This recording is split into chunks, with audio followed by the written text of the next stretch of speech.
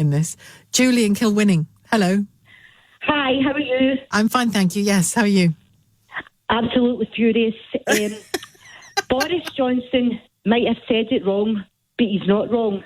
Devolution is the worst thing that has ever happened to Scotland. I mean, it's just an absolute catastrophe. The Scottish Parliament, run by the SNP, have got the biggest per capita COVID deaths.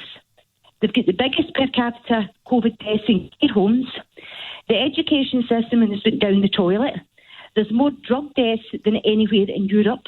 We pay the highest tax in the whole of the UK. This party is splitting Scotland in two. The Scottish Parliament has been the biggest waste of money, and Nicola Sturgeon is hailed as some kind of hero and put on a pedestal. She's got an ex-SNP member who is not resigning because she didn't self-isolate. What does that tell you about this woman and her horrible, horrible party? I mean, you're talking about the MP that was that tested positive and travelled on a train and went into Parliament and all the rest of it. It is outside of Nicola Sturgeon's powers to sack her as an MP, but she has withdrawn the party whip from her, hasn't she?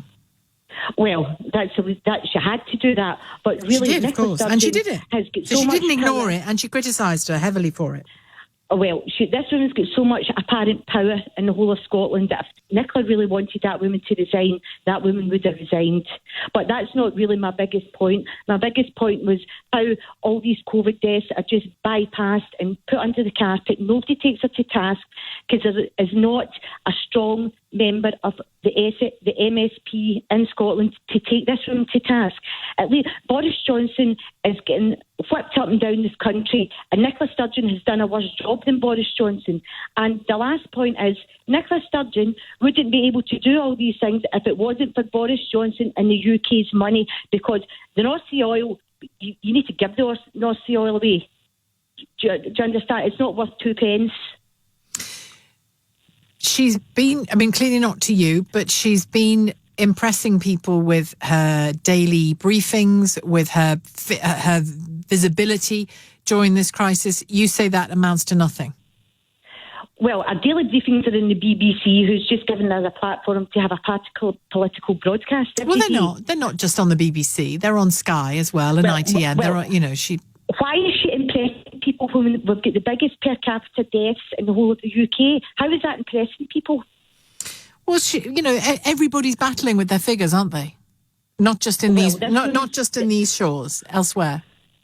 Well, they might be battling with the figures, but why have we got the biggest deaths within the UK, but nobody takes her to task in this? Why is everybody always on Boris and the Westminster government's back, but up here, this party just seems to get away with whatever they want? Who isn't taking her to task? I've seen her taken to task.